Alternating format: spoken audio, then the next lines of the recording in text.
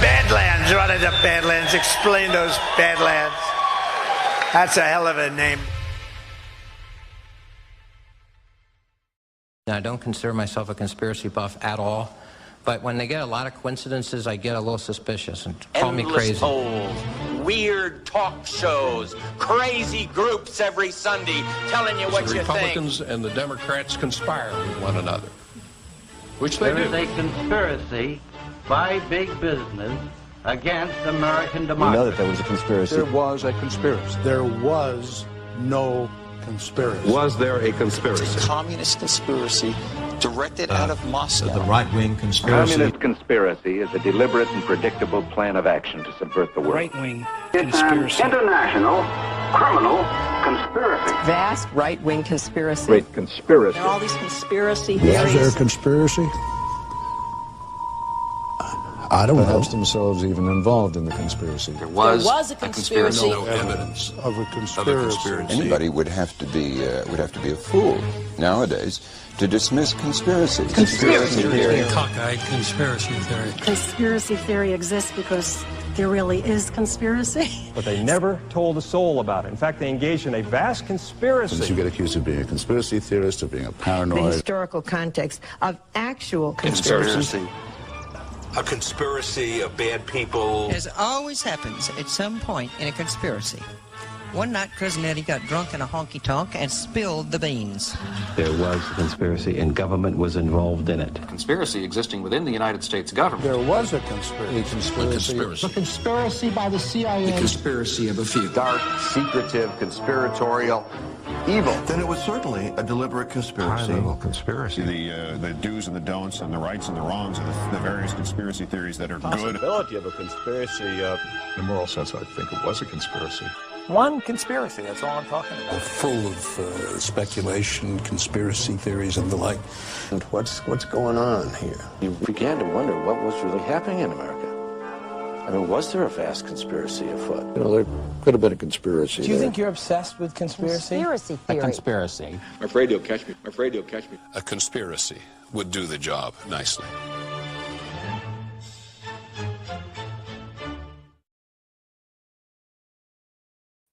Good evening, everybody, and welcome to another episode of Baseless Conspiracies. We are not doing any more Red Scarf murders. We're done with our 2-month-long series of that. We're moving on to something new. I just want to say something before I welcome you in. You can go ahead. I just want to, this is a public service announcement that Badlands Media has no control over the raid feature in Rumble. Rumble controls that. So if you're upset with you being drawn here from a raid, which is when like one chat from a previous show gets drawn to the next show, email Rumble and don't just complain in our chat. I was going to say there's a conspiracy to annoy certain people about having to hit the back button. Yeah, but anyway, Zach, how you doing, man? I'm doing well. I'm doing well. And you guys can rest assured the Red Scarf murders have completed. We're moving on to a wholly different murder tonight. It's going to be a good one, too. No red scarf. Pink blanket, though, maybe. Yeah. Well, I mean, there is a garroting. So, yeah. I mean, there's definitely strangulation. There's some few things. But it wasn't a red string. Anyway, tonight we are going to be covering the JonBenet Ramsey murder. If you haven't seen it, there's a Netflix series, and it's pretty darn good. Yeah. But before we get into that, like, what's been going on?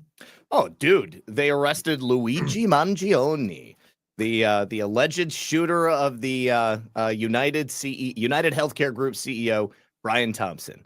And that's legit. I actually do think it's legit. Like, okay, so here's why I think it's legit. So he had his backpack. All right. It looks to me like he changed his jacket like 3 different times. I was comparing the eyes like every single time and the eyebrows, and they appeared to match up to me. I think that after perusing his Twitter and recognizing his admiration for Ted Kaczynski, the Unabomber, I read his final review on Goodreads. It was of Ted Kaczynski's seminal lifetime work.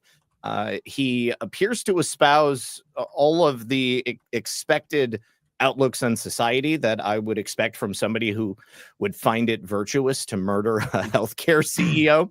Not to say that I don't understand, why he would think that this murder was justified. I mean, United Healthcare has like a 37% decline rate for the claims that their customers make. That's head and shoulders above the rest of the industry.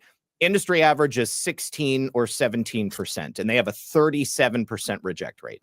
So like they make money off rejecting people and killing people. Another fun fact that I've learned is that his parents own a string of nursing homes, and the nursing homes would necessarily depend on the claims being accepted by the insurance companies in order to provide effective care.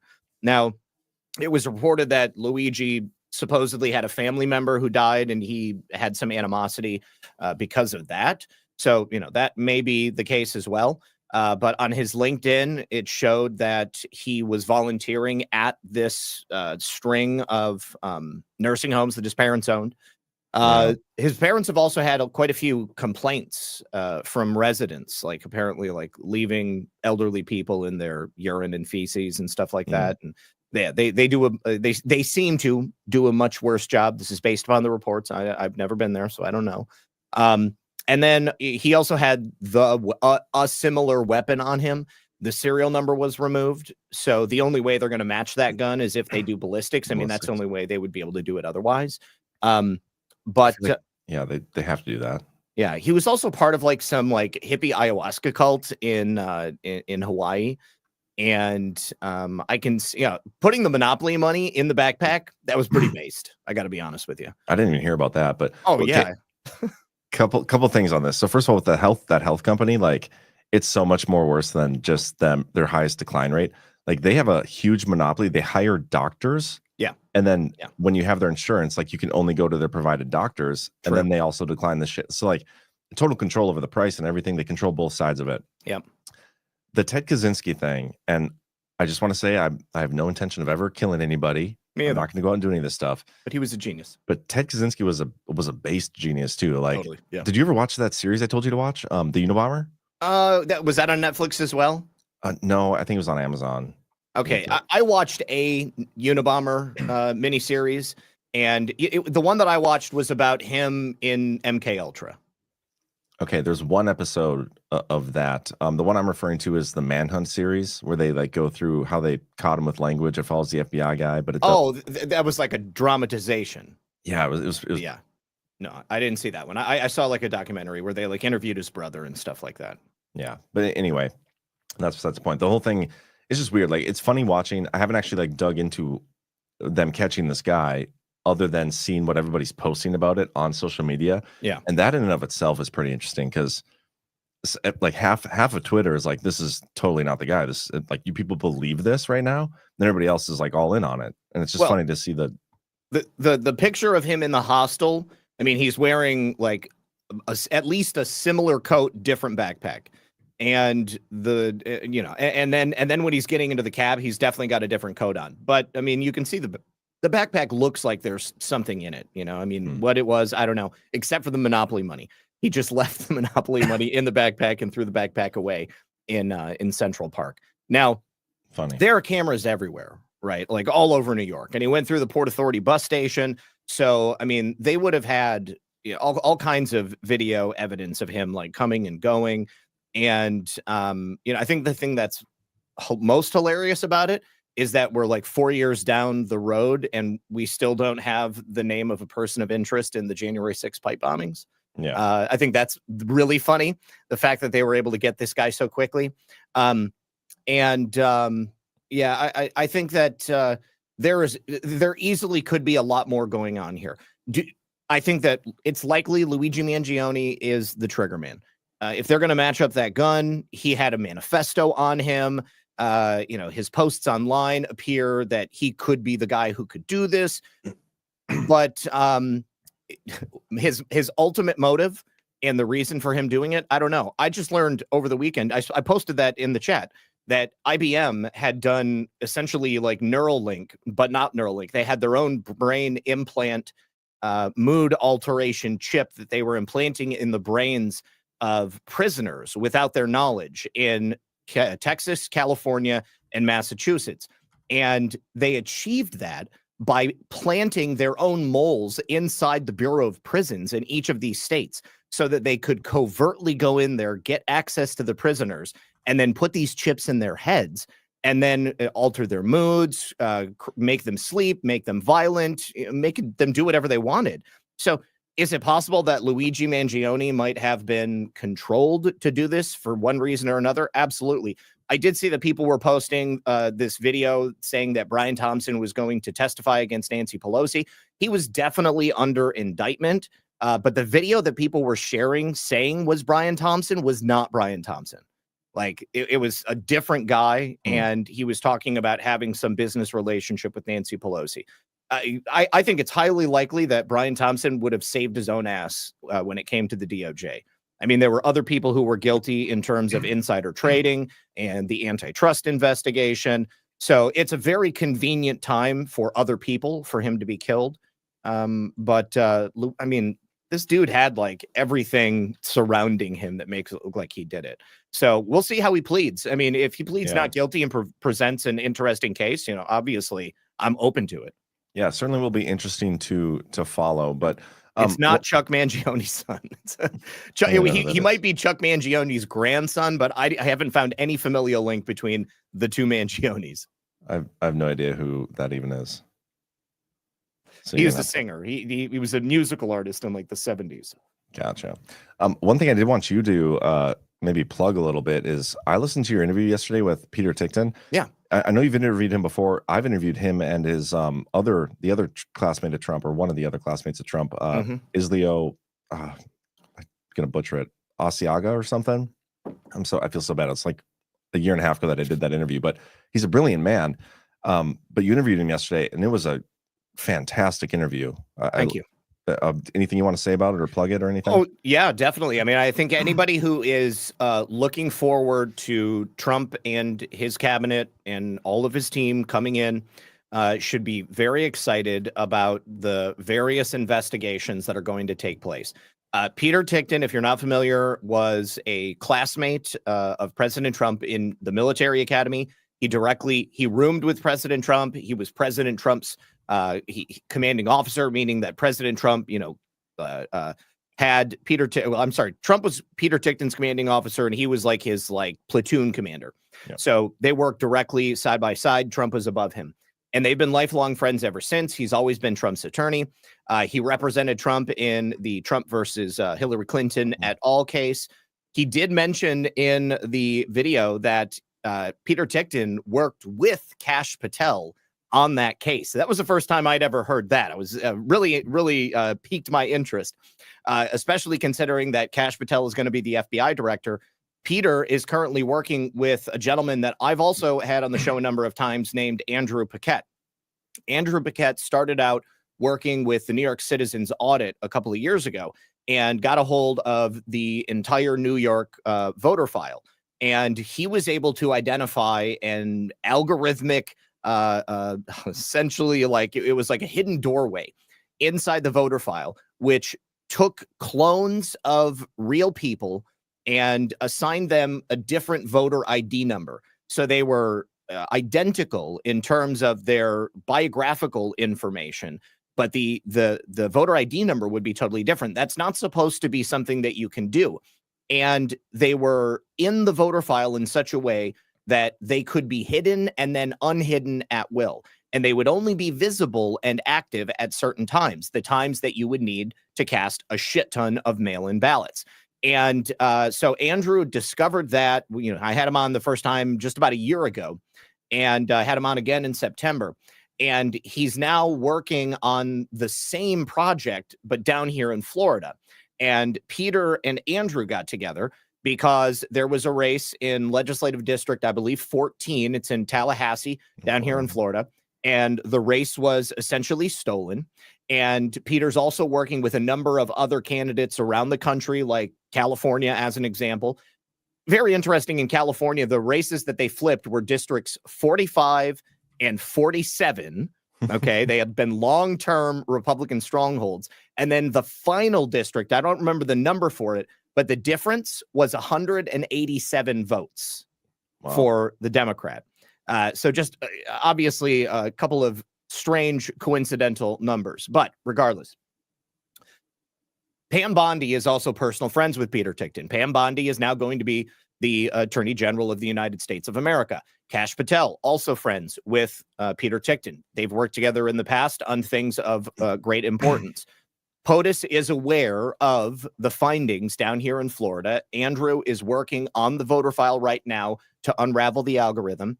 All of it will be handed over to Kash Patel and Pam Bondi, and that's only a part of what Peter's working on. Peter had also been tasked after January 6th to collate all of the video and audio evidence from January 6th and the months leading up to it.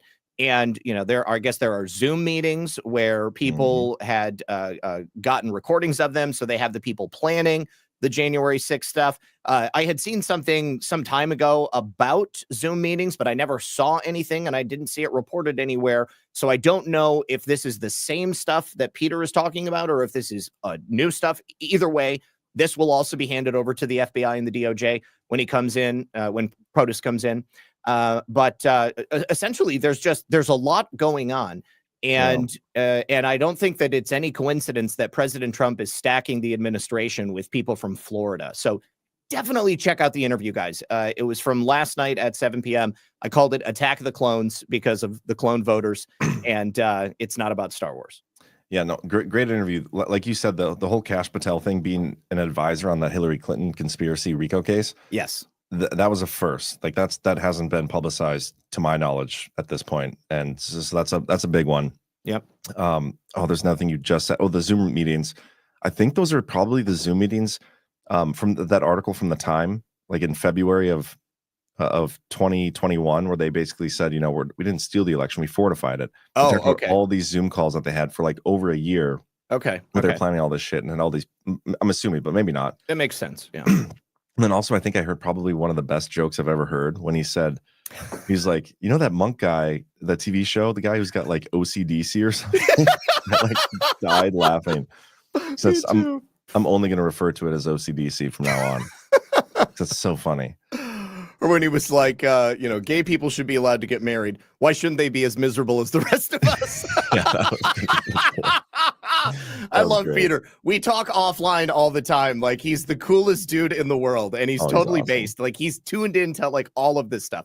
What's hilarious is I don't know if I told you this at the time, but the first time I had him on the show, Media Matters freaked out, and they wrote like a huge article. They went after him.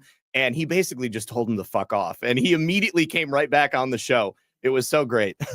That's awesome. Yeah, he's a great dude. Great dude. And it's just awesome that somebody in Trump's, like, I wouldn't call him in his inner circle, but he's a good friend of Trump's. They went to school together. They've been lifelong friends.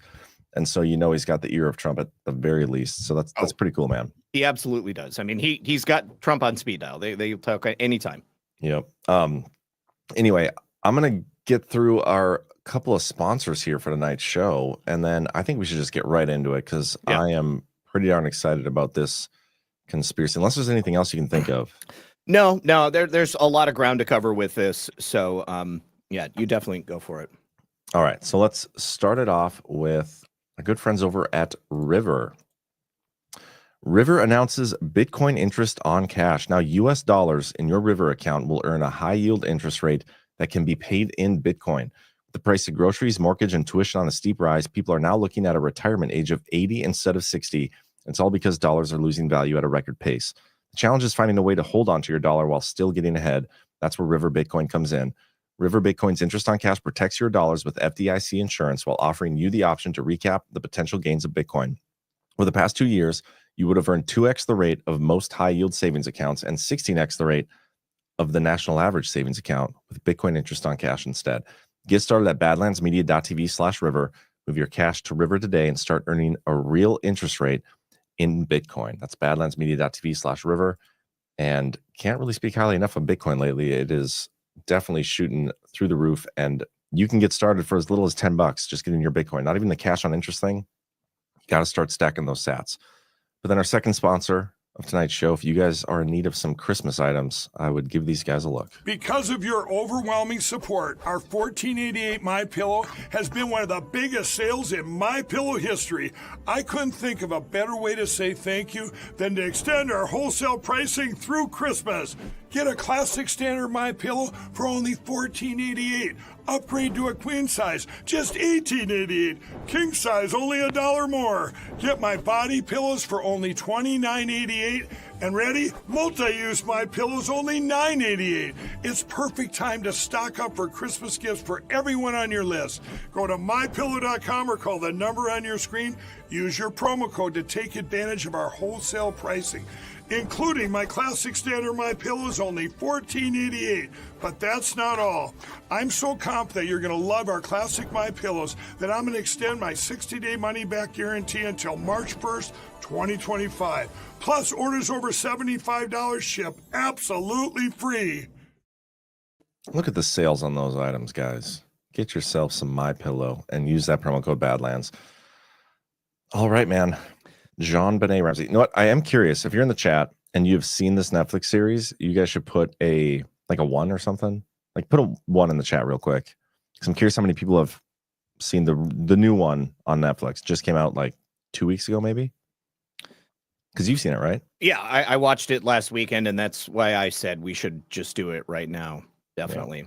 So yeah, I mean, just from my perspective, I mean, I was never deep into the JonBenet Ramsey case, and obviously I've heard about it for decades at this point. I lived in Boulder for a short time after high school, and I want to say wasn't it 1996 when actually I can tell you the exact date. Yeah, it was December 25th, 1996. So I graduated in June or May rather of 1996. And I went out there for the fall and came home as soon as winter hit. So it was right after I came back that the murder took place. And I was like, whoa, that's crazy. So it wasn't you. It definitely wasn't me. I was out of the state. he's got his alibi. But Ash was probably there. She definitely was. Yeah. Yeah. And so there's no shortage of suspects. But the one thing that impressed me from the very beginning was that the Boulder police were pretty intent on pinning the murder on the parents. And, I mean, when you thought about it and you heard what was reported, it was like, what other conclusion could you come to, right? I mean, it made total sense, man. Like it did. The way this thing started, okay, first of all, like it would have been a Christmas night murder, which is pretty awful. Or no, she would have been murdered on the 20th. Was it? Well, I guess did they? Well, she was murdered on Christmas. I mean, it was after 10 p.m. before 5:50 a.m. On Christmas. Yeah, it was Christmas morning when Patsy came downstairs and found the note. So it was that night. She comes downstairs. She finds this note, and it's a huge house too. That's the thing that you really don't understand until you see the footage on the inside. I had seen the pictures from the outside, and I was like, how could they not know that somebody was in that house killing their little girl? Because it looks like an A-frame. It looks like a little cottage. Yeah. But then you turn to the side and you're like, whoa, it just goes back. It's massive. And it goes way down into the basement. But this is, I mean, it could have been the parents, man. When they call the police, okay, the police come, they do a search of the house and they don't find anything. And then the parents are there. They have a bunch of friends and family over. They're all kind of grieving. And then the police, for whatever reason, are like, hey, how about you guys just go search the house quick see if anything's weird. And the guy goes to the dad, goes downstairs to the basement, to the exact room. Like the first place he looked is the room where she was. Picks up the body, brings it upstairs, it alters the crime scene. I mean, that's pretty nuts and a little fishy. So I kind of see where the police may have been coming from with that. I definitely understand what you're saying, and I have some very specific thoughts about this. Okay, so the first thing is that this was the first murder of 1996 in Boulder. Okay, it was a very different time. Boulder was very safe. Their homicide detectives likely had never investigated a homicide or maybe had only investigated a couple. They were not expecting this to be a murder because of how safe it was and how affluent the neighborhood was. And I think that legitimately the cops were inept when they showed up. And, for anybody who's a cop out there, obviously I'm not saying all cops are, bad investigators, but it just seemed like the investigators in Boulder were not up to the muster of investigating a crime of this level. And, the cops went around the house and they did a cursory search, but they did not fully investigate every room. They didn't even bother to secure the crime scene. It was a cluster from the very beginning. And so, as the day is going on, and the parents are getting more and more frantic because the kidnapper never calls when they're supposed to call, and Patsy, I mean, she was already kind of a hysterical woman. And another weird part was how many interviews they did where she seemed like she was medicated. She seemed like she was on Xanax or Valium or something like that, and drinking. Yes, and drinking. And, I mean, and I mean, just think about it. Like your daughter disappears and then all of a sudden she's been murdered. I mean, your world comes crashing down around you, And I mean, I can imagine that I would have been a total mess. I mean, in a different way, but I mean, still, you'd be a mess. And, okay, so as far as John going to the basement, that made total sense to me. I thought about it in an analytical sense, and let me tell you why. Okay, so he knows the house. He knows that there are, X number of rooms. He knows the setup. He knows where the kids would go. And you start in the basement. You make your way up to the top floor. Okay. And so he goes down there. He goes to the furthest room, opens it up. Boom, she's dead right there.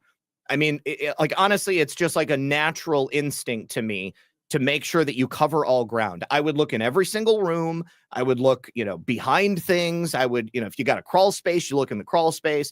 I mean, it just makes sense to me. And the fact that he grabbed his daughter, I mean, that also makes sense to me too. I mean, he's like, oh my God, it's her. And he rushes to grab her. He's not thinking, I better not disturb the evidence or make them think that it's me.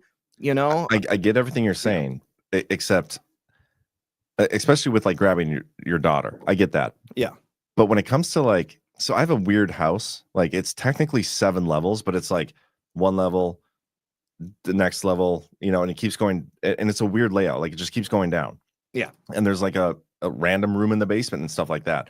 But if I'm thinking of my situation, if the same thing happened to me where my kid was missing, called the cops, couldn't find her anything, and they were like, hey, go see if you can find anything weird. I'm going to go to my kid's bedroom first. And that, I'm going to go look and see if there's anything weird in the bedroom where she was when I last saw her. And I think put her that's to bed. the place that they were most of all, though. Once the cops got there, I mean, they said that they looked through her bedroom. Obviously, Patsy comes in, she looks and she sees, okay. And then John comes in. He's like, what the hell? Where is she? So I just, to me, I feel like, he would have figured that ground had already been covered. I mean, I also would imagine that with how cursory a search the police did in the basement, he probably would have thought, well, I mean, it certainly wouldn't hurt to go look down in the basement. And, also when he went down there, he saw that window was open. That's another damning thing for the cops. I mean, they didn't see the window was open? That's some really shoddy police work. All right. And so it was only after he noticed that, saw the suitcase, saw the money footprint on the suitcase, then he goes to that other room and boom, that's where she is. Now, his friend was with him. Don't forget that. So it's not like he's making this up. I mean, he has a witness to what he and his friend both saw when they went down there. Well, see, it's my understanding that they didn't notice the footprint on the suitcase. They just noticed the suitcase underneath the window, and the window kind of broken. But then he said himself, he couldn't remember if it was, but so even that, you come down and you see this, the suitcase there in front of the window. That's enough. That's all I would need to know that somebody opened it. I know, but wouldn't you examine that first?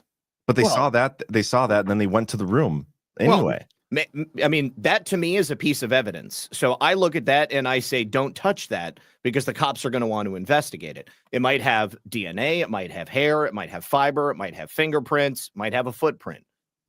I mean, but I mean, this is how I think. John Ramsey appears to me to be a fairly analytical and calculating man. I mean, he was like a murderer would be. Well, okay, maybe. but also, he's not super emotional. He did get emotional a couple of times during the documentary. But I mean, think about how strong this guy has to have been for the last 2 decades plus. I mean, he's got to keep his family together. He's trying to find the murder of his daughter. His daughter has been taken. His son is being blamed in the media. Yeah. The Boulder police are coming after him. They had to spend all of their money, sell their house, use that to defend themselves. And, they never had any charges. There was no evidence to really suggest that they had done anything. And and we'll get to the indictment later on. But can I make another point here? Go ahead. So the police tell you to go look for anything suspicious. You go downstairs, and the first thing you see when you come around the corner of the stairs is the suitcase right below the window, a broken window. Would you not go get the police right at that moment and be like, hey, guys, I found a suitcase right underneath a window. This is kind of suspicious. I mean, I might have, but I mean, like, it's also like, 2,000 feet on the other side of the house. Who knows? I mean, maybe in that moment, he's just thinking like, oh, my God. I mean, if they missed that, what else did they miss? I mean, they told me to come down here. He's a man with a mission. He's been sent down there tasked with searching the basement to see if there's anything that the police missed. I mean, like, I also could understand thinking like, okay, you go down, you mentally catalog everything. You say, I saw this, this, and this, now what do you think about that? Yeah. No, I get what you're saying. It's just, again, to me, that was like the first thing that stuck out. I was like, and then watching the whole documentary play out, the police was very much like, this was clearly the parents, right? Yes. And they didn't really, the documentary, I don't think did a really good job of laying out the case of the like that they had against the Ramsey parents. Oh, no. And I think there's a reason for that. I think that's because that's the only thing we've heard for the last 20 years, John. I guess I haven't heard that, Okay. Like, well, I mean, I haven't been paying attention, but they did lay out a good case as to why it wasn't. Like, there was that other detective that they brought in, and I don't know if we're going to be going through this in a chronological order, or if we're just going to discuss it. Yeah. But the other detective they brought in was like clearly in defense of the family, and it was somebody else. And he did a good job. Like, he made some compelling arguments as to it being somebody else. He was the only lifelong investigator with real experience on cases like this. And I think that's why he was so. Yeah, I think statements like this are funny. It's like, obviously, you're going to maintain your innocent. Of course, yeah. If you're innocent or guilty, like, you're not going to come out and be like, okay, yeah, I think I'll admit it now. Well, I mean, but he never would have had to maintain his innocence if it wasn't so obvious that the Boulder police said, we think you did this. Like, they went on fucking Larry King. Okay, John and Patsy went on Larry King with the lead detective. The guy, yeah. Yes, lead detective who wrote a freaking book about how they did it with his theory about, it was a potty training incident. And so Patty murdered her, and then John covered it up. Is this true? The documentary was done by the Ramseys? No. I mean, it featured the Ramseys. I mean, the people, they didn't pay for it. Okay, this was a production company who said, we want to hear your story and your experience, because that hadn't been. So, yes, I mean, they were looking to tell the story from the perspective of the Ramseys, but they didn't pay for it. They didn't, organize it or anything like that. But, and I mean, like, here's the other thing. Like, there have been so many people who have confessed to killing JonBenet over the years, and even the ones that I think were potentially legitimate, like the Boulder police didn't really do anything with. And the one that, like, okay, there's a guy. Oh God, there's so many things. Let me go for it, man. All right. So, I mean, just since this is a conspiracy show, I mean, real quick. Yeah. Before we even get into that, because we're going to get a lot of these comments here. Yeah. And this is something I even talked about last week. There's like a theory out there where JonBenet never existed, and it was all, CGI and AI or whatever. I know there's people in this community who've heard this theory before. If you watch the documentary, like, there's so much video evidence and like testimony from people not in the family. They're just like pageant goers and random people and pictures from all sorts of different sources that it's really difficult for me to actually believe that she never existed at all. Like, very difficult. Yeah. I'd be open to hearing the full theory. I'd love to get the guy who did the Twitter thread to lay out the case, but I don't know, man. It's hard for me to believe. Like, I know some of the images were potentially altered, and used AI imagery and whatnot, but I'm of the mindset that she did exist. Yeah, I am 100% of the mindset that she existed. I have the thread that people point to, which, as from my perspective, there is no evidence to suggest that she doesn't exist. There is evidence to suggest that in 2020, artificial intelligence gained the ability to make sophisticated reproductions of people who don't exist. But there is so many home movies. There are interviews with little JonBenet at her pageants. There's, the home movies and pictures and holidays and, them like out in the world. I mean, I think that she definitely existed. And I think that the least likely scenario is that she was a figment. And and I will get to very quickly one of the pieces of evidence that is used to suggest that she never existed. So these are like the main conspiracies surrounding JonBenet. One of them we already talked about before, the idea that JonBenet Ramsey is actually Katy Perry.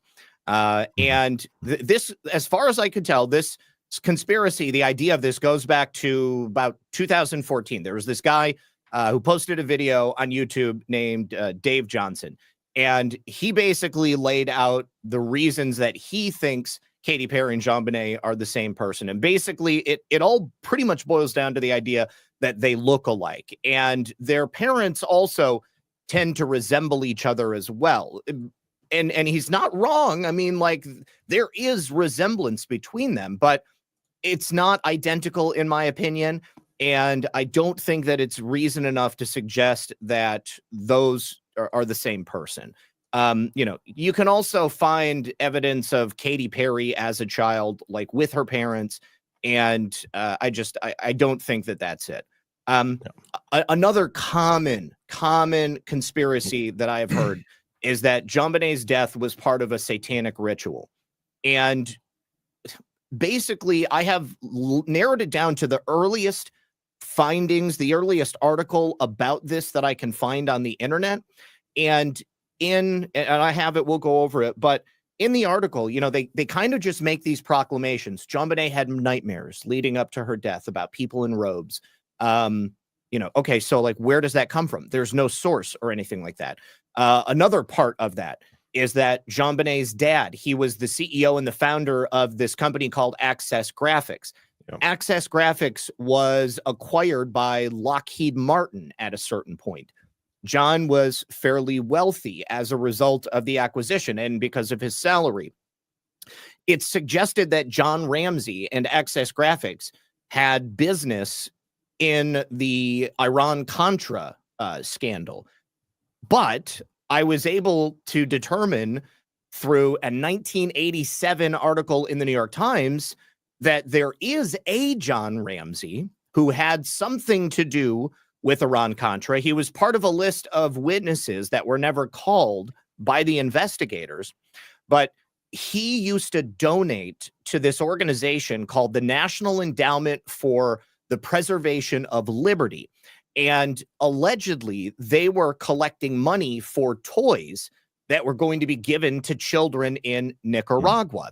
But in reality, the money was being collected, and essentially Oliver North was running this organization and then actually meeting with donors and sending them thank you letters. And that money was being used to purchase military aid to train rebels, the Iran-Contra fighters, essentially. Now, John Ramsey is a geologist in Wichita Falls, Texas, and he was interviewed. He went on record. He said, "It sounds awfully strange to me, buying toys for people who are starving. I would like to know what is really going on." But it's a different John Ramsey. It's a totally different guy. And our John Ramsey was a computer guy. He was an executive. He was a C-level executive. He was not a geologist, wasn't from Wichita Falls. That guy, like, I think he's still alive. Like, there's like a 90-year-old dude still living in Wichita Falls named John Ramsey that I can link geological stuff to. So I think that, we can discount that as well. Like, there's no evidence that I can find. And as far as the rest of the satanic ritual stuff, I mean, I think a lot of it boils down to people's opinions of the Ramseys themselves and their sort of blank affect. They they were not presented particularly well. When they presented themselves, there were oddities like Patsy essentially looking like she was doped up. I think that John Ramsey, he had already had tragedy in his life. His older daughter had been killed in a car accident. He had, Patsy was his second marriage. And then his younger daughter from his second marriage then is murdered in his home. I mean, what a violation, right? I mean, it's just terrible. Now, there's also allegedly a satanic ritual created by Joseph Mengele called the last bulb of the Christmas tree. And Mengele is the Nazi scientist that did a bunch of experiments on Jews in concentration camps. Now, I can't find anything showing that this is true, that Joseph Mengele created this satanic ritual. I mean, I've only seen it referenced, and sparingly at that. And I guess the connection here is that this happened on Christmas, so it must be a satanic ritual. I'm not saying that there wasn't a satanic element to it, that the killer perhaps, received some sexual gratification or didn't think they were sacrificing her. I don't know, but we still don't have the killer. We don't have a full accounting of what actually happened. So it's very hazy. And then there's also the idea that, okay, so JonBenet's name, it's a combination of John Ramsey and then the first syllable basically of his middle name. I think he's like John Benjamin or something like that. So it's JonBenet, and it's this name that's never existed before. And there is a term, JonBet, which allegedly is a term for devil. So, you put that together with her death on Christmas, and allegedly it's a satanic sacrifice. But I think that that's very, very, I don't know. It doesn't seem particularly likely given the amount of information that we have. Another one of the conspiracy theories about her not being real when it comes to where he worked, Access Graphics. Yes. Like this is where it comes from. So everybody is saying that, okay, it was acquired by Lockheed Martin at some point, and this was like a trial run for AI imagery, because they're saying that Access Graphics was like in that field. I actually haven't seen any definitive proof that that's the case. I know they sold hardware and software stuff, a lot of like Java scripting things. They were like resellers, but I'm open to that even being the case. But there's like so much, hundreds, if not thousands, of video evidence and pictures from not just the Ramseys, but like outside sources.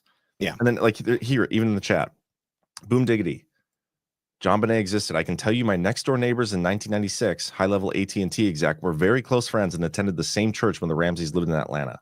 Yes, and they lived in Atlanta. They lived in Boulder. I mean, the Ramseys were quite literally all over the country. And, I mean, like, I'll tell you this. One of the photographers from the pageants, he was like the official pageant photographer for these little girls in the Boulder area. It's creepy. He is creepy, and I'll go into him in depth later, but I mean, like, he had a nervous breakdown after she was killed and then got caught with child pornography. Okay. I mean, like, he was taking images of these kids because he was a pervert, and then he was doing his own thing in his off time. But so many people, so many pictures, so many videos, and I mean, I understand Lockheed Martin is a defense contractor, but I mean, I haven't seen anything showing that Access Graphics was working on early artificial intelligence technology. When we get to the thread later in the show, the images that are being shown are from NVIDIA. I mean, NVIDIA is huge in artificial intelligence right now. That's what they're basically, shooting to the moon on the stock market on. And their graphics cards, I mean, like, they're making huge strides in recreating people in video games and in mapping people's faces for movies and stuff like that. But again, we will get into that later on in the show. But I think that I wanted to end with that. Yeah, and honestly too, like, one more point about her not existing. Sure. She had a brother who was what 3 years older than her. Yes, like, still very young, like 8 years old or something, 9 years old, maybe 10. When she was murdered, he was interviewed by himself by authorities. Like, do you know how hard it would have? Yeah, by how hard it would have been for him to, like, maintain the story of her existing when she actually didn't. Like, I can't imagine a 10-year-old doing that. Yeah, yeah. And Burke, her brother, has gone through hell. His life has been ruined by this. Okay.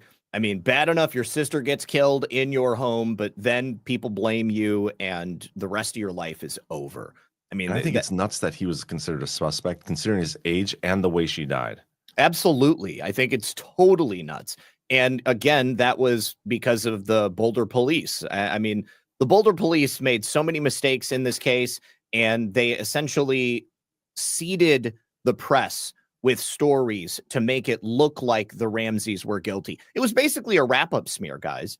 Okay, they did what Nancy Pelosi talked about. They took these selective edits, they called their people in the press, and they told them to publish these things. Here's an example. One of the first things that I remember hearing was that there were no footprints in the snow outside of the window where the intruder came in. And then people hear that, and that's all they hear. And they're like, oh my God, of course it was the parents. If there was nobody that came into the house, then it must have been somebody in the house. It's like the call is coming from in the house. Get out. But guess what? There was no snow on the ground outside the window.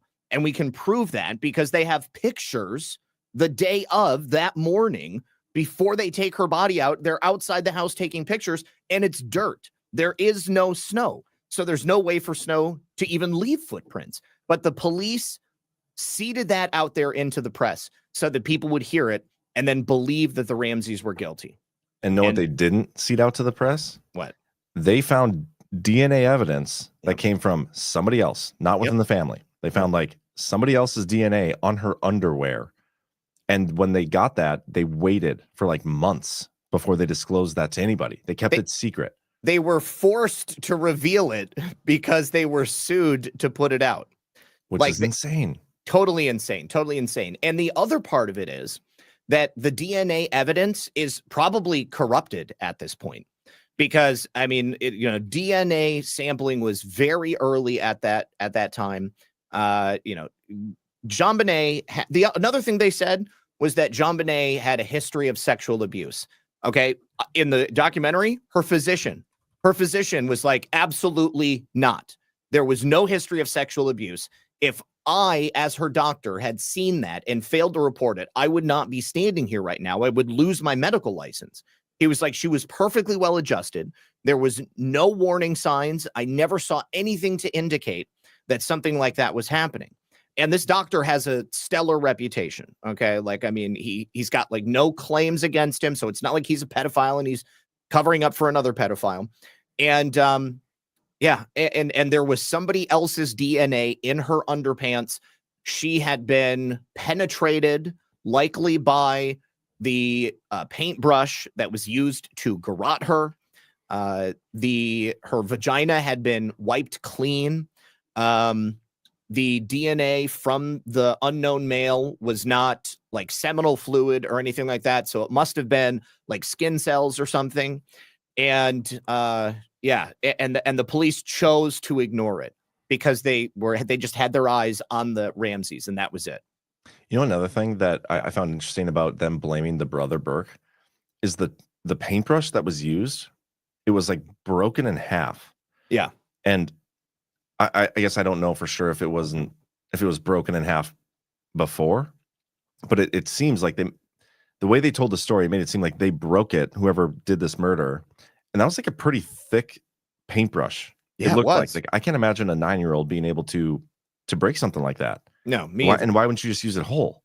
Yeah, I mean, if it was Burke, this is the type of behavior that would have been seen prior to him just snapping at the age of 8 and murdering his sister and sexually abusing her corpse. And on top of that, she also had her skull crushed in. And this is the other part, is that there was nothing in the house that had her DNA that would be the shape of the crack in her skull.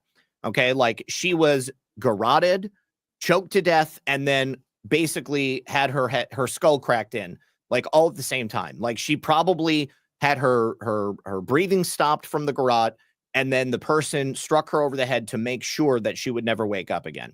And this was a hole in the front of her skull that went all the way back onto the back of her head. For someone to do that, that would take more than the strength of an 8-year-old little boy, in my opinion. I don't see that as being a possibility. Agree. Well, didn't they go over a couple pieces of evidence? It could have been like a flashlight that was there. They thought that it could be, but there was no JonBenet DNA on it. And there was no unknown male DNA on it. Yeah, they went through the house and they identified everything that they thought it could be. And one of the reasons that they tried to pin it on Burke is they were like, oh, well, it must have been his baseball bat. And then what seemed to be happening is that the police would come up with a theory and they would be like, that sounds believable. They'll buy that. And then they would just lean into it until basically they were proven incorrect. And then they'd be like, okay, well, I guess it must be this other thing then. I mean, and this is, I mean, I've seen stuff like this before, like lazy investigators who just make their mind up before they have the evidence. And, you know, I mean, this was such a huge case and because it was so obvious that they screwed up so royally, they were basically working to save face every single time. They refused to admit that they had screwed up at all by not securing the crime scene, by allowing friends and family in, by not being the ones to find the body, by not, I don't know. They just, everything they did was like outside of the boundaries of like what you should do in investigations. I mean, and I'm not a cop. I've just seen a lot of crime stuff and it just seemed like totally ridiculous to me. And people keep saying it was the cops. It might have been. It totally might have been. We don't even know. Well, okay. So is it, I don't know if I knew this, and I don't know if this is accurate. Was there a Christmas party the night before? Yes, they went to a Christmas party. They went to one. They didn't have one at their house. Not at their house. They went to a Christmas party. JonBenet fell asleep in the car on the way back. John carried her upstairs. He and Patty tucked her in, kissed her goodnight, and then they took Burke to bed, and that was it. And then it was like 5:30 in the morning when Patty woke up, and then she came downstairs. She came across the ransom letter. Now, this is the other thing. The ransom letter had been, okay, so Patty had a notebook and John had a notebook. The ransom letter was written in Patty's notebook. These notebooks were not hidden, okay? They were just sitting out like in the common area. It was like where they both paid their bills and like did their paperwork and stuff. So these were just like notebook, like you leave a notebook laying out, you got somebody wants to come in and write you a note. They're just going to grab the nearest piece of paper. Right. And this person clearly did not come there with a note written. Okay. They like ended up writing it before they left. So they grabbed Patsy's notebook and they wrote it in there. And they started writing it once, and they began by saying Mr. and Mrs. Ramsey, but they didn't finish Ramsey, but they started writing Mr. and Mrs. Ramsey. And then they stopped and they flipped the page and they started again. And hang on a sec. I have to yeah. So the police wanted to do a handwriting comparison to exonerate the Ramseys. That's why they say, so please do your handwritings and then they did. Bring it in. The guy who was doing the analysis was looking at the pages, and in her notebook, it wasn't like flipped over. It was within the notebook. Like he opened it up and was just flipping through it. And in the middle of the notebook was when he found somebody who wrote like Mr. and Mrs. It looked like the killer had started writing it in the middle of the book and then messed up and stopped. I didn't get that from it. It looked to me like it was the first available empty page in the notebook. And then he was going to that last page and he saw that was there and then noticed that he could see the writing from the actual letter that he had. But he was using those notebooks to do the handwriting analysis. Okay. And as soon as he saw that the letter had been written in Patsy's notebook, he basically was like, oh my God, it was written in Patsy's notebook. It must have been Patsy. So then they do the handwriting analysis, compare it, and John's handwriting doesn't match at all. The Boulder Police Department claim that it was an 82% match to Patsy's handwriting, but the FBI said that it was not a match at all. The FBI said this is not the same handwriting. So, you can just, get rid of that theory. But the Boulder police latched onto it and they just went straight into it. I'm going to play this clip first. I'm trying to find I doubt the part from the documentary is going to be available, but I want to watch it. This is a minute 34. It's talking about the ransom note, puzzling investigators. And while this is playing, I'm going to look for the the part about the secondary start. And they showed the police this ransom note, which is one of the most bizarre ransom notes anybody has ever seen.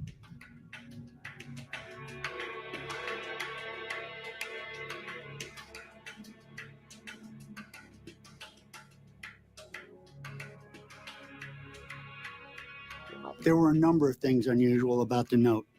Number one, the length of the note was very long, 3 pages. I've seen and worked a number of kidnappings for the FBI, and most of the notes are very short. They're very terse, very succinct, and they give very specific instructions, almost like bullet points. So my first impression was that this guy wrote the Magna Carta. Listen carefully. We are a group of individuals that represent a small foreign faction. At this time, we have your daughter in our possession. You must follow our instructions to the letter. You will withdraw $118,000 from your account. I have never seen a ransom kidnapping that asks for such a specific amount of money. The body of JonBenet Ramsey, strangled and beaten, is found in the basement. None of it makes sense. What else don't we know? Will whoever killed JonBenet Ramsey get away with Okay, that's it. So I see people, obvious, that's a valid point. Number one, the amount of money was almost exactly what John had gotten as a bonus that year. And so also because of that, there was a theory that this was actually one of John Ramsey's employees. Okay.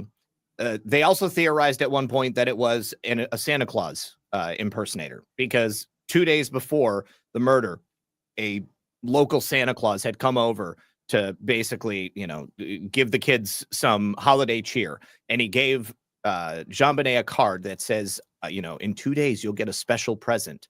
Oh my God. Well, it was 2 days from then was Christmas. All right.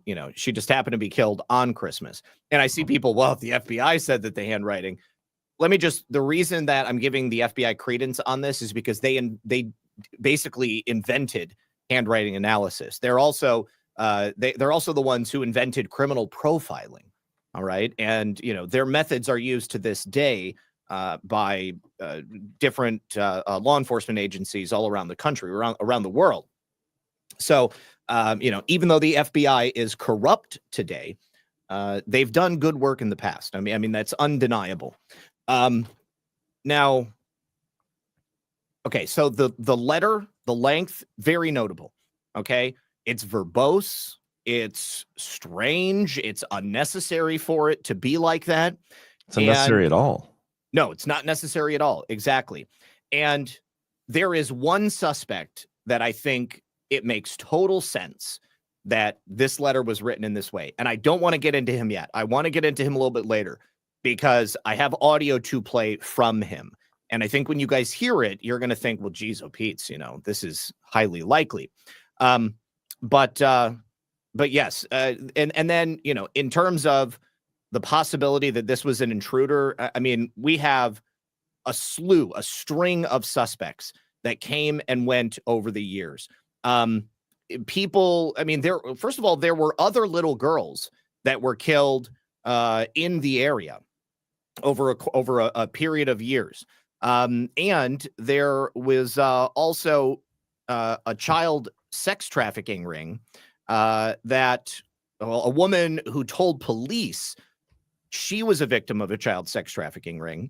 And she said that she, as a child, was responsible for JonBenet's death because allegedly, she had been somehow picked up by these people.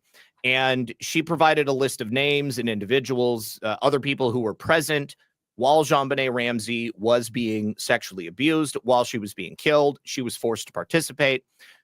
But the police ended up determining that there was no evidence to support her claims. And this is a common theme. There seems to be, this case has gotten into people's heads like brainworms. And you've got a string of pedophiles over the years who have come forward and said, I did this.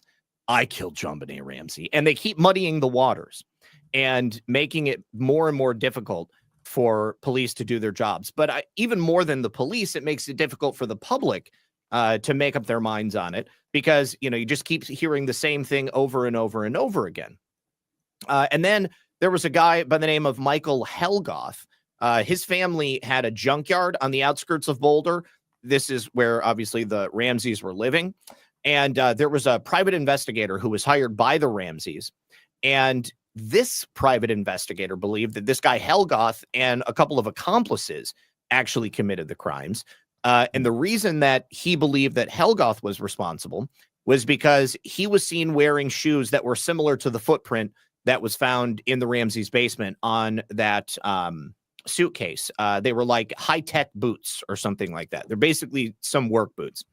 The other thing about this is that when the private investigator spoke to the coworkers of this guy, Michael Helgoth, they claimed that he had been acting incredibly suspicious around the time of the murder. In late November, he said, Helgoth told me that he and a partner were going to make a great deal, and each of them were going to bring in around $50,000 or $60,000. I will never forget, we were walking towards his house, and he said, I wonder what it would be like to crack a human skull. I was amazed. I thought it was a very odd thing to say. This is somebody who worked at the junkyard with Michael Helgoth. That $50,000 or $60,000, that's, you know, $120,000, $118,000 split in two. So, you know, but other than that, you know, the story kind of ends with Michael Helgoth. Of course, you know, we mentioned the Patsy Ramsey scenario where the lead detective believed that JonBenet had like peed the bed and Patsy Ramsey got freaked out and murdered her. There's also an alternative theory that maybe John Ramsey was molesting JonBenet Ramsey, and then Patsy freaked out and killed her because of that. But again, there's no evidence prior to this to suggest that she had been molested. Now, I will firmly and wholeheartedly admit that JonBenet's presence in these pageants makes people very uncomfortable. Yeah.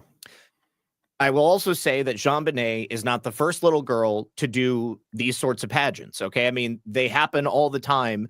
And, you know, there were those TV shows. Was it Toddlers and Tiaras or something like that? It seems weird, but Patsy Ramsey was a beauty pageant queen.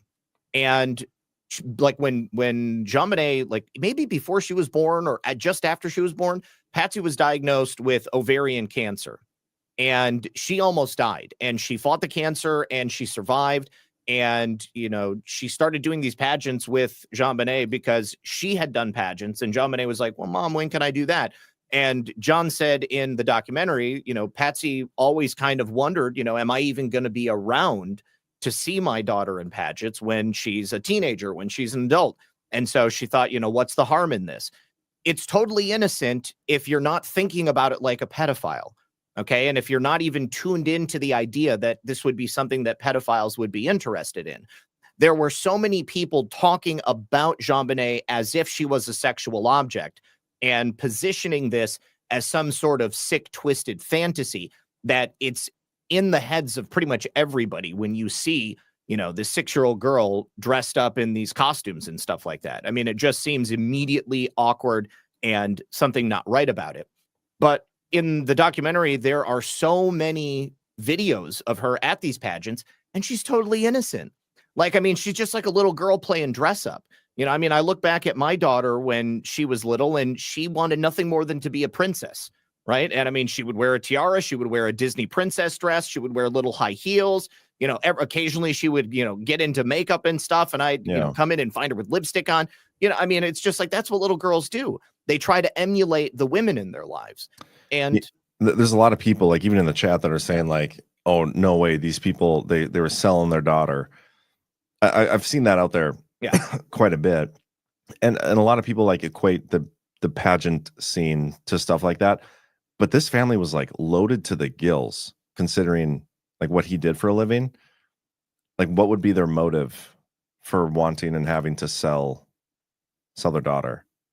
I mean, in order to accept that, they would have to be, they would have to be pedophiles, right? You know, I mean, like that would have to be the case. And there's literally no evidence Yeah, out I there mean, that exist of them, and the cops were like keyed in on them being the suspects. If there was evidence, I feel like it would have came out.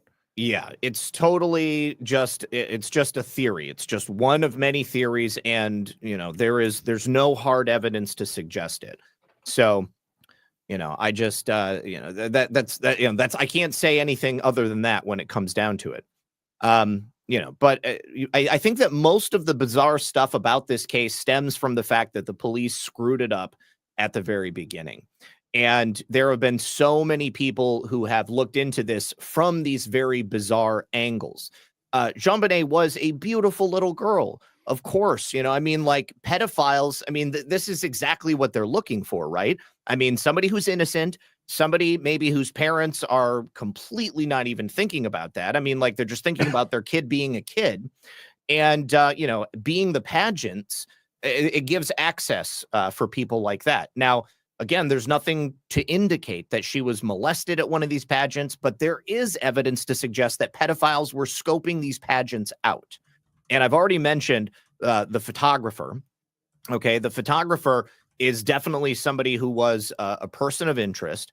And, he was found to definitely be doing some creepy stuff. But there's nothing to suggest that, he actually molested her or took naked pictures of her or anything like that.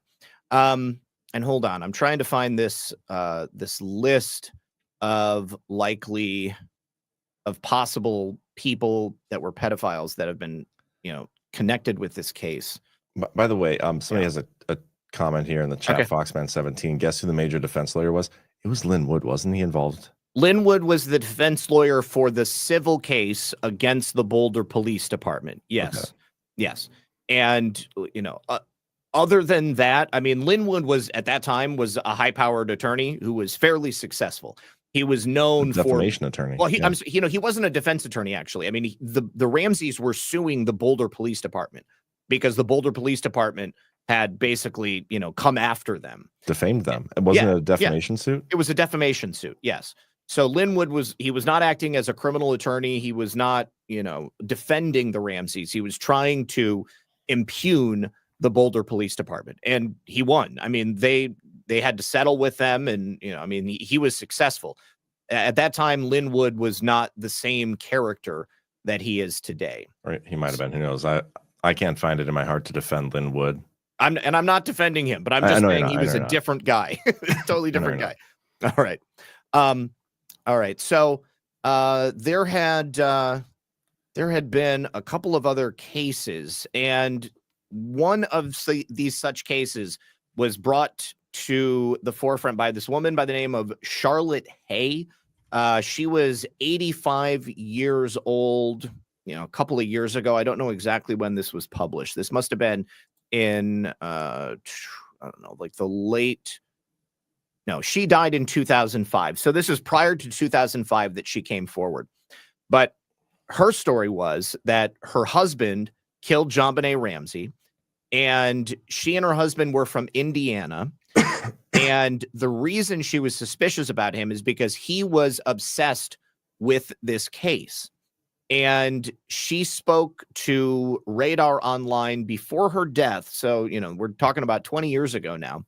And they also went and interviewed a number of other sources, people who had worked on this case independently, people who had contact with this guy.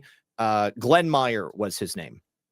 Charlotte Hay spoke about her ex-husband, Glenn Meyer, said that he was the murderer. She said, "I believe my husband killed JonBenet because I know he was capable of it."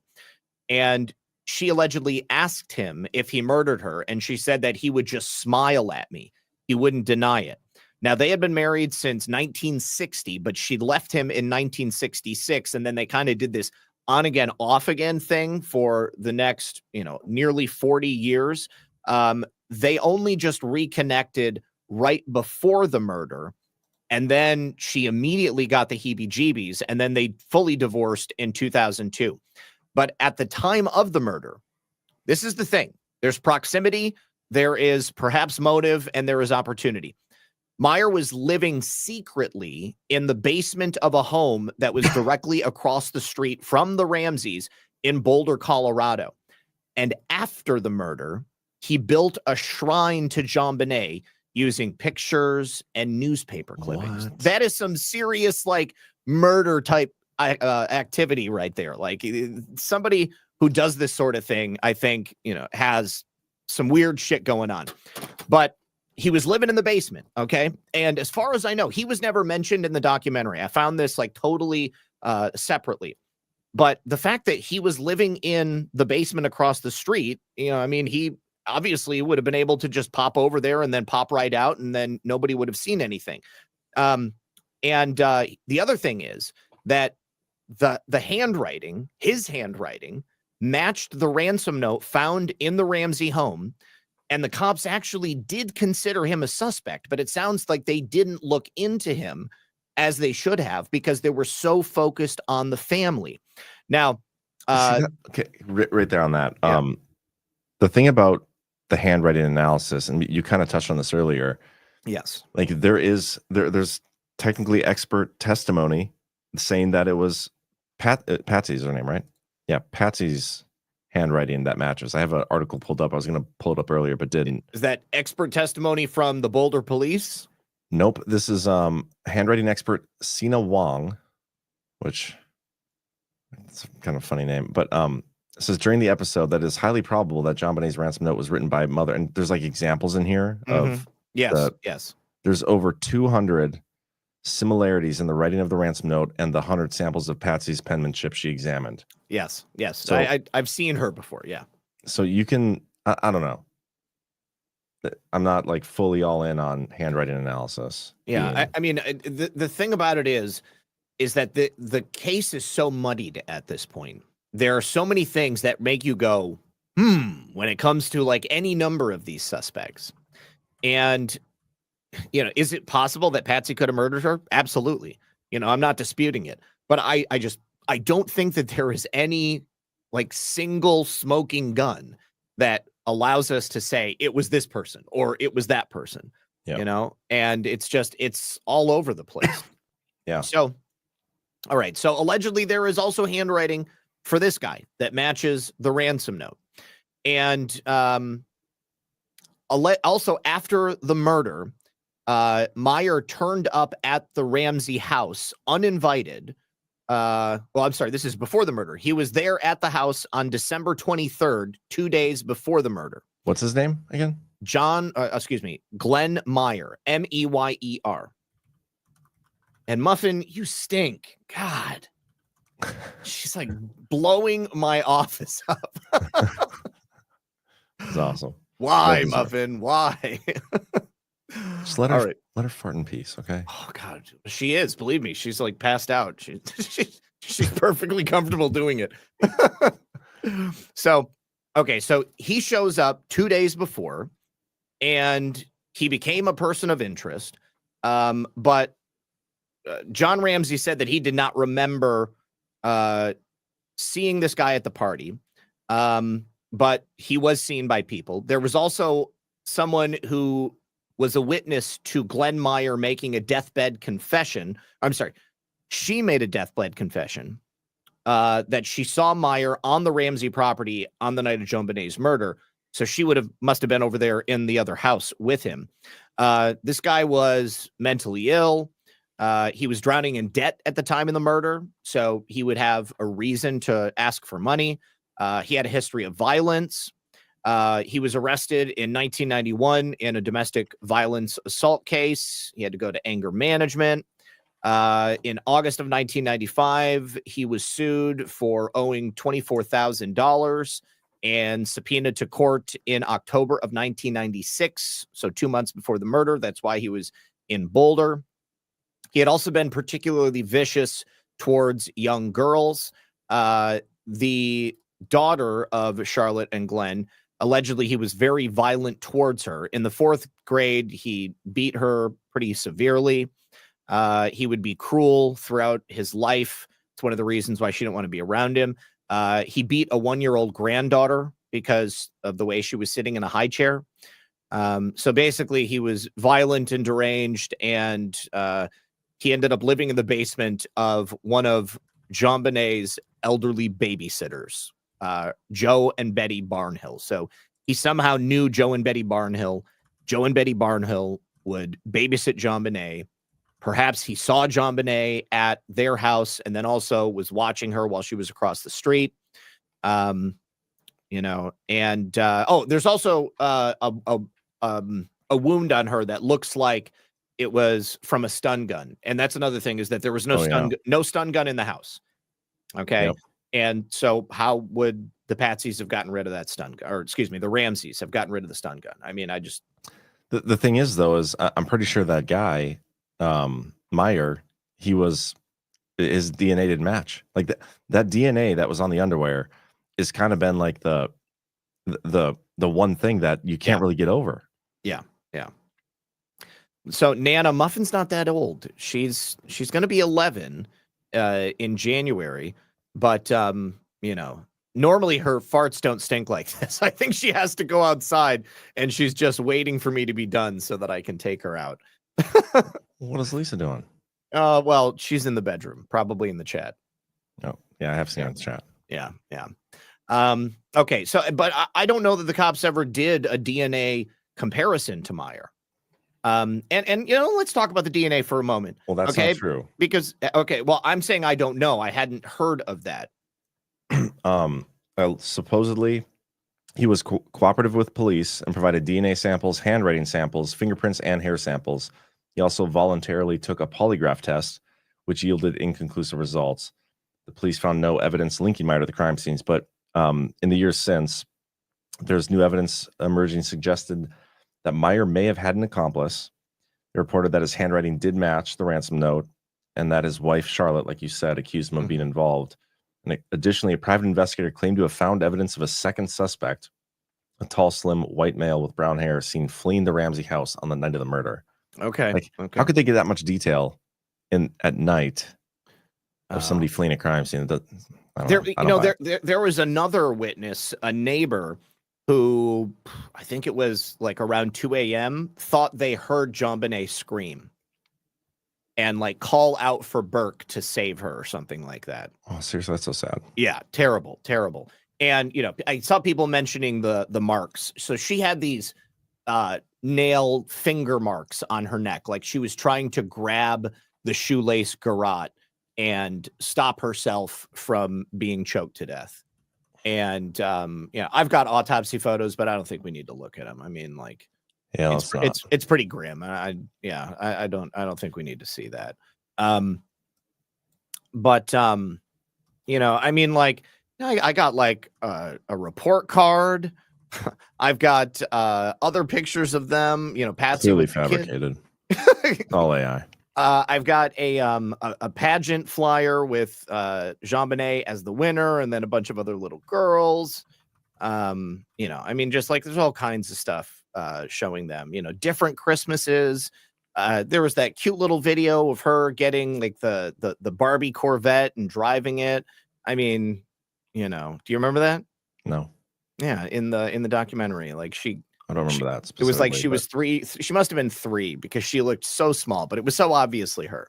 There's so much video evidence, like from so many various sources. It's really, really, really difficult for me to believe. Yeah. And after it, so going into watching it, I was like, the conspiracy here is that it's fake. Like this whole thing is fake. And then I watched and I was like, there's no way this was fake. Like she was fake and didn't exist.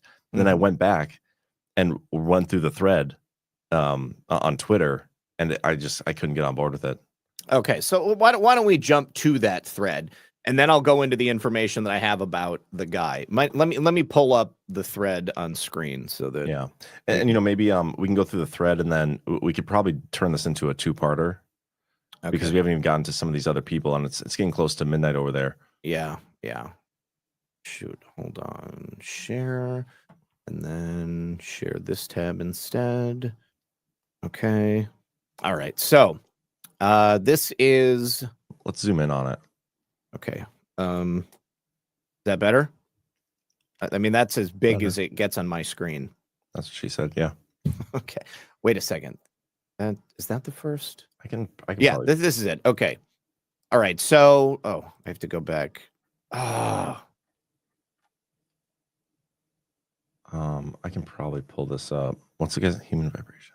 I don't know if this is the first post or not, because, like I said, he had basically deleted one of them. Hold on, let me. Yeah, that's the one that's pinned to his profile. Oh, is it? Okay. So, okay. So, all right. So he had, I guess there was another version of this, and he deleted it. This is kind of esoteric. I don't think it really has any bearing here, but the death of JonBenet. Okay, so yes, this is her. She was murdered. I think that maybe they're pointing out this picture because, it's obviously edited. I mean, like, this is a photograph of her that was lifted from Photoshop. Okay, can I show something here quick? Just Go to ahead. give you a little context of this guy, or this Twitter thread. Yeah. There's a thread here where he's talking about Hunter Biden and the Mac guy, the MacBook. I'll just read it. Hold up, the computer repairman who handed over Hunter Biden's MacBook Pro is named Mac, and he's a Mac Pro. I enjoyed spotting aptronyms, a name peculiarly suited to its owner, but this might be the laziest script writing I've ever encountered. And there's some deleted or posts from suspended accounts, and then he has a post here saying, Hunter is a fictional character too, my friend.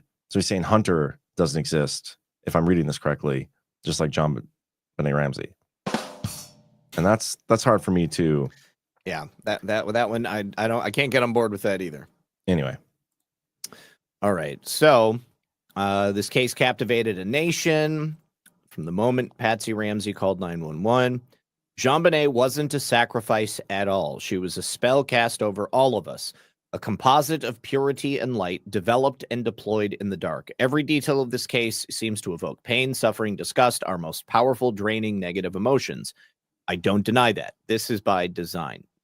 I don't necessarily agree with that. Did you know there is no record of JonBenet's body ever being received by the Boulder County Coroner's Office? That's right. 2 logbook pages recording the arrival of JonBenet Ramsey at the morgue went missing, stolen, gone, as if they never existed. Now, this is true, okay? But this is no reason to suggest JonBenet didn't exist. I will show you exactly why that happened in a moment. Remember, this is 1996. There are no digital admittance forms at the Boulder County Coroner's Office. 6 months after JBR's death, a man who called himself JT Colfax turned himself into the police. JT Colfax is the reason that logbook was missing. He confessed to the theft and for trying to burn down the Ramsey's now vacant home. He was 33 at the time. An odd, never reported twist. No, it was definitely reported. I mean, he has a website where he brags about all of this. More to come. To everyone thinking the original thread deleted. Okay. Okay. So he's got this picture of JonBenet, and then he shows this picture, which was created with NVIDIA's artificial intelligence. And he says, this person does not exist. This is not a real person. This is a composite made from the AI. And neither does this person. Neither does this person. He just gives a bunch of examples. Okay. And then this is a bunch of other examples. I mean, I am not denying that artificial intelligence has gotten to the point where it is very difficult to determine what is real from what is fake. But again, I go back to how many different pictures, videos, personal firsthand witness accounts of JonBenet Ramsey exist out there. I think she exists. The Ramsey family moved to Boulder from Atlanta in 91. Soon after John Ramsey's firm, Access Graphics, was acquired by Lockheed Martin. What did they do? And why move the entire business and family to Boulder when Lockheed already had a large footprint in Georgia? Well, Lockheed acquired the business. And I think that this was a business decision. They expected to only live out there for a year, getting the new office set up. And then they decided that they liked the area. By the way, I guess I haven't seen, does he think Burke didn't exist either? Because there's again, police video recordings of them interviewing Burke, and there's plenty of evidence that Burke existed. Yes. Well, he doesn't make that claim in this thread. All right. So did you know that in 2000, John and Patsy Ramsey told Larry King they'd never received or even seen an official death certificate for their daughter? 3 years later, and no death certificate. Have you ever lost a loved one? A certified death certificate is essential. Well, I mean, it's essential if there's probate court. It's essential if there's life insurance. It's essential if there are, possessions and accounts that you have to liquidate. I mean, at this point, the police are looking at the Ramseys still as if they are the number one suspects. And the communication, the lines of communication between the Ramseys and the Boulder police are very contentious at this point. They're not like communicating with them. And, I mean, I do not blame the Ramseys for as soon as they got a whiff of the fact that they were being looked at as suspects. If anybody here thinks that talking to the police without a lawyer present when you are looked at as a suspect is a good idea, you are severely, sorely mistaken. Okay. I mean, they spoke to the police through their attorney. They had, their interviews set up. They cooperated with the police, but the attorney was the one who was handling everything. And that's exactly how it should be if you are the one who looks like they want to put you in jail. I mean, anything other than that is just stupid. I mean, it's ludicrous. I mean, you're basically setting yourself up, because if the police decide that they, want to put you away, they're going to put you away. So, from the interview, the police have not talked to us at all. We don't know what's been done. And this is true because the police saw the Ramseys as suspects. So they're not going to tell the Ramseys anything. They're not going to talk about any other part of the investigation or any other people that they're looking at, because they are thinking exclusively that the Ramseys are the people that they're trying to convict. They have questioned you, right? They have questioned us extensively, but they haven't told you anything. You have not seen the death certificate. No. You don't know how your daughter died. Well, we do. From what? She was strangled. I mean, that's obvious. I mean, if you look at the autopsy photos, I mean, if you saw her laying there on that floor with the shoelace embedded in her neck, I mean, it's quite obvious. They didn't even realize that she had been bludgeoned until they did the autopsy. Like when they cut her open, it wasn't clear at the time. It was just obvious that she had been strangled. Well, I don't think it's still clear in the documentary. Don't they say that it was either like it was the timing of the strangulation and the blunt force trauma to the head was so close that it's not, they're not even sure which one was what killed her. Exactly. Which is why I suggested like she was garroted and then they bludgeoned her to ensure that she would never wake up again. Yeah. And when we hear the firsthand confession next week, you guys might jump on board with me on that one. Okay, so here's the full transcript. Essentially, first, there is no record of her body being admitted to the Boulder County Coroner's Office thanks to the stolen pages. The guy was a creep. The Ramseys never saw or received an official death certificate, obviously. Now, think for a moment, in the 23 years since the death of JonBenet Ramsey, have you ever heard either of these details? Most likely not. Well, I mean, the circumstances under which this stuff went missing made the officials in Boulder look like total shit again. And in terms of this, again, they thought the Ramseys were suspects, so they were not participating with them in the way that they might otherwise. Okay, and there is an original thread, I guess. He did actually save it. I clicked it and it's not there anymore. Okay, all right. In an interview with Denver's 9 News, John Ramsey stated JonBenet's death had been a near mortal wound. Near mortal, interesting, again, with a spark plug reference. What did they refer to her? She was our spark plug. I mean, that's just a pet name. Back to generative adversarial networks, and more specifically, deep convolutional generative adversarial networks. This next post is a doozy for me. Okay, I'll read it first. First, you'll need to accept that everything you thought you knew about the death of JonBenet Ramsey was based on a carefully constructed, expertly executed illusion. For the lack of a more elegant term, a hoax, perhaps the most famous hoax of our lifetime. So he's telling you, first, you need to accept that it was a hoax. And from that premise, now I'll try to find the things that fit that. Yeah. Instead of the other way around. It's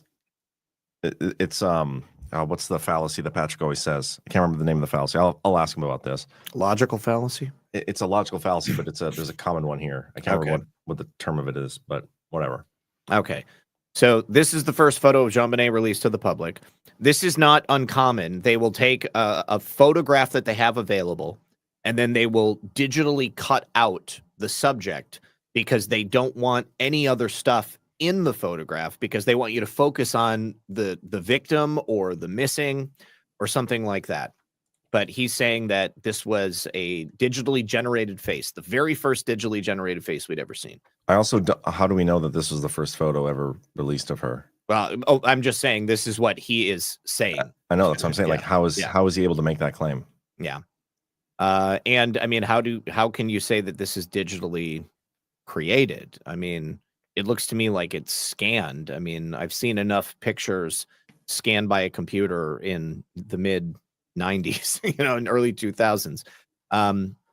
Okay. I mean, that picture that you're looking at now and the one above it, they're different. Like if you look at the collars, I think, of the shirt, they're different. And the To me, angle it's of her like head. These are two different photos from the same photo shoot. Exactly. That's what I was just going to say. These are Two just different from, headshots. Yeah, from the same photo shoot. Okay, and now he's comparing them side by side. And here he is. If you're thinking that's a different photo, you're correct. It's a completely different image. Okay. I mean, if you've ever done a photo shoot, then you know that the photographer is going to take perhaps hundreds of photographs. Especially if you're in pageants. Do you know how many times you've done probably photo shoots? Yes. All right. And then he's giving an example. This is from the white paper from NVIDIA, showing how, it can take images and then create people from those original images. It'll take elements of the faces of different people, piece them together, and make them look realistic. And again, you can go to thispersondoesnotexist.com and you can see examples of all of this. But I mean, I've seen video after video after video of JonBenet convincing me that she was a real person. Yep. Yeah. So I don't subscribe to this. This is not a conspiracy that I can get behind on this particular one. It's really difficult. And if you still do think this, because there were some people in the chat that were adamant that this was fake, and somebody was even saying that you just don't understand conspiracies, and you just don't understand how corrupt our government is, Zach. Like, are you kidding me? Like, really? I was kind of making fun of that person for saying that, but you need to go watch the documentary. And again, so many clips, home videos, and not just from the Ramseys, from other people at these beauty pageants. Like, it's impossible to me. But, yeah. So starting next week, I'll go into that guy who stole the logbook, JT Colfax. I will reveal his real name and his own self-reported confession. And I'll show you his website. And there's some other things we can get into there too. Oh, there will be a ton more. Lots more suspects, lots more hypotheticals, but yeah. And believe me, I know how corrupt our government is, and I know how corrupt individuals are, and I know how sick people are. That's not it. This is just, after all of my years of research and doing deep dives on any subject you can possibly imagine, this is just not one that I can get behind. I would agree with you. A couple boosts. Oh my God, is Freight Awakening in the chat? Yeah, dude, I saw that. My God, I was just thinking about you today, bro. It's so good to see you. Yeah, we'll get to his rant. We have one boost here. Excuse me, for $17.17 from Medic 79. Came on December 4th, so 5 days ago. Can you guys please do a show on Baseless about Janet Osabard, Fall of the Cabal? She was instrumental in the awakening, and supposedly she committed suicide, and makes no sense. We actually did talk about this when it happened. But I mean, I don't know that we could fill up 2 hours on Janet Osabard.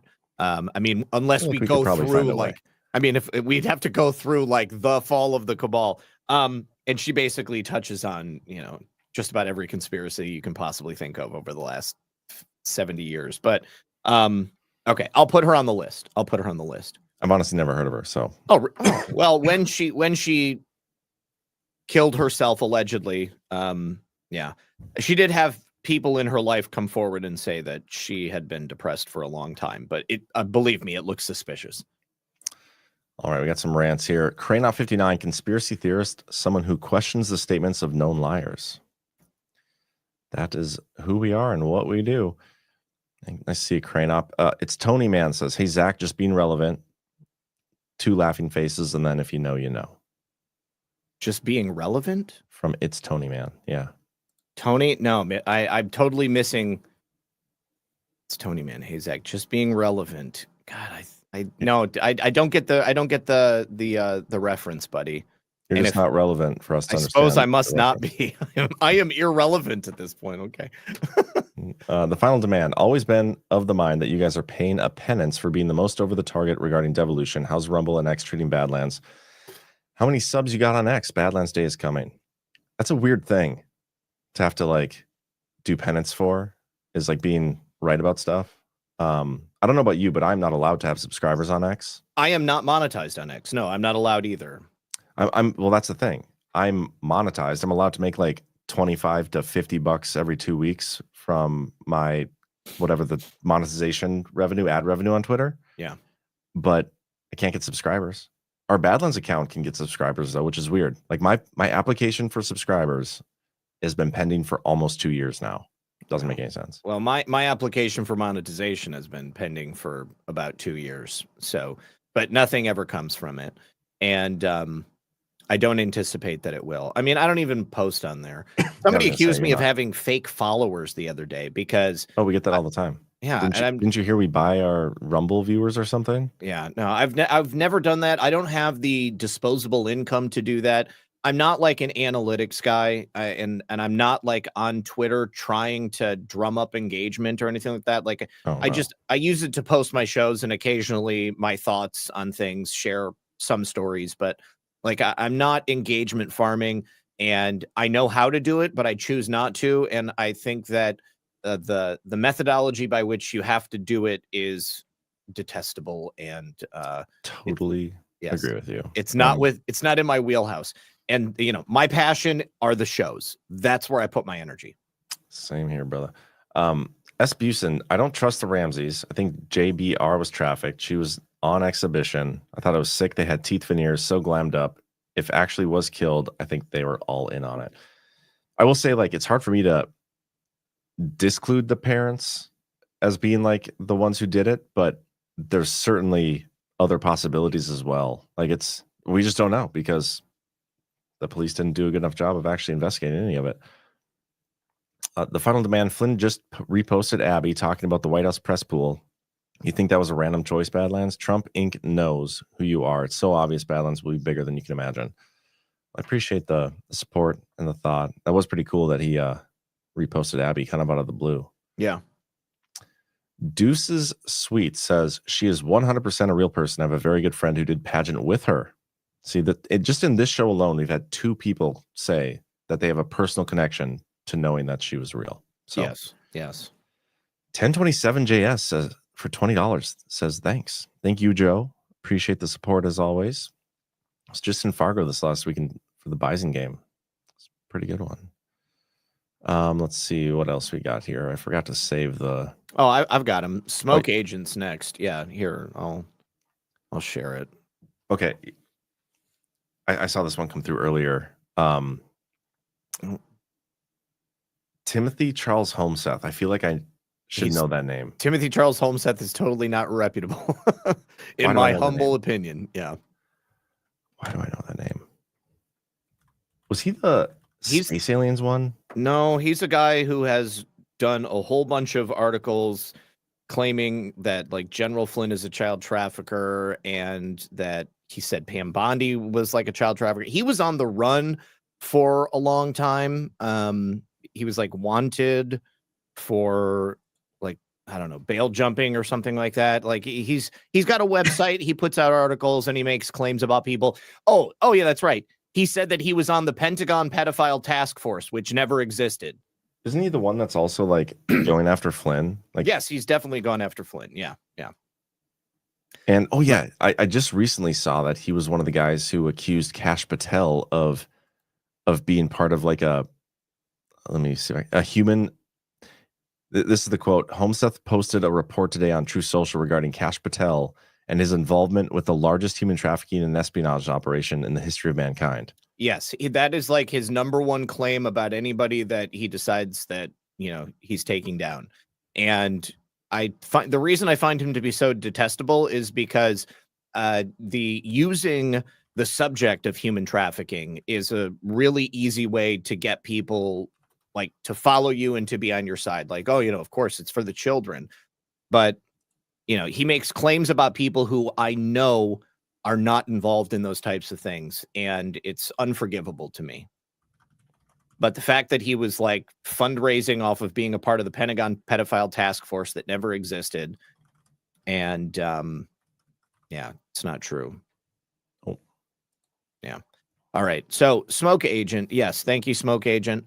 Let me see. Fredo Awakening says, hey guys, got both of your gift boxes in the mail today. Thank you, Fredo. Awesome, man. Should be there by this weekend. Merry Christmas and happy Mohab. Also, Luigi didn't kill himself.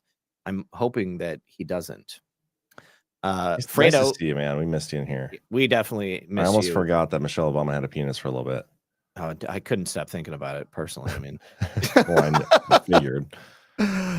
Freight Awakening is now a monthly supporter. He says new credit card had to resub.